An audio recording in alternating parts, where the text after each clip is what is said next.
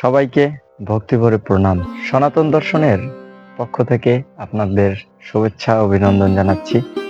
আজকে আমরা আলোচনা করব হিন্দু ধর্মের উৎপত্তির কিছু তথ্য নিয়ে। হিন্দু ধর্ম প্রাচীন একটি ধর্ম। 3 প্রধান দৈব পুরুষ পৃথিবীতে ঈশ্বরের বাণীর প্রবক্তা ছিলেন। এরা হলেন ব্রহ্মা, বিষ্ণু ও মহেশ্বর। ব্রহ্মার জন্ম মধ্য ভারতে, বিষ্ণু ছিলেন দক্ষিণ ভারতের আদিবাসী এবং মহেশ্বর কাশ্মীর অর্থাৎ উত্তর ভারত থেকে এসেছিলেন।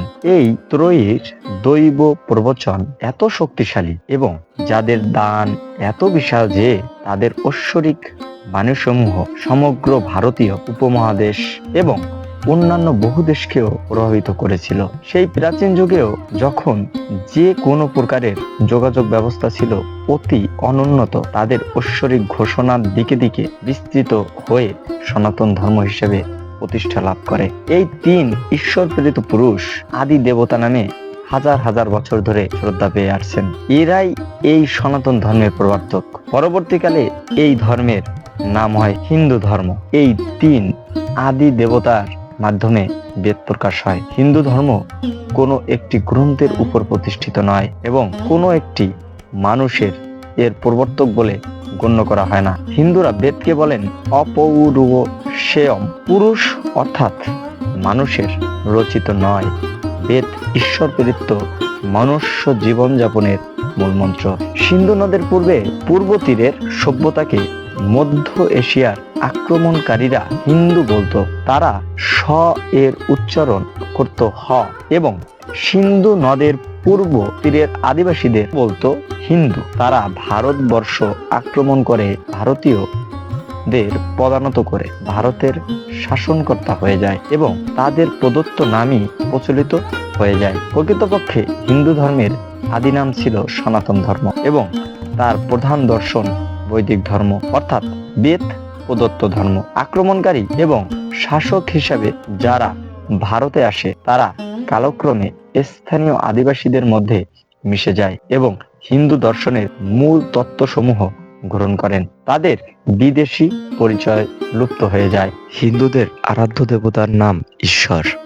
ঈশ্বর এক পরম পুরুষ, সর্বব্যাপী, অনাদি অনন্ত।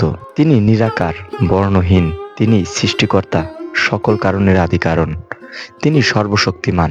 তাই তার ইচ্ছা পালনের জন্য কোনো অধীনস্থ সহায়কের প্রয়োজন নেই। ঈশ্বর তার মহত্বের প্রতিফলন স্বরূপ দৈব পুরুষ অথবা দেবতাদের পৃথিবীর বিভিন্ন স্থানে মানুষ রূপে প্রেরণ করেন। এদের কোনো কোনো ভারতীয় ভাষায় দেবতা বলা হয়। ভক্তরা ঈশ্বরের উপাসনা করেন এবং মন্দিরে দেবতাদের জীবন, কৃতি ও উপদেশাদি স্মরণ করে উৎসব পালন করেন।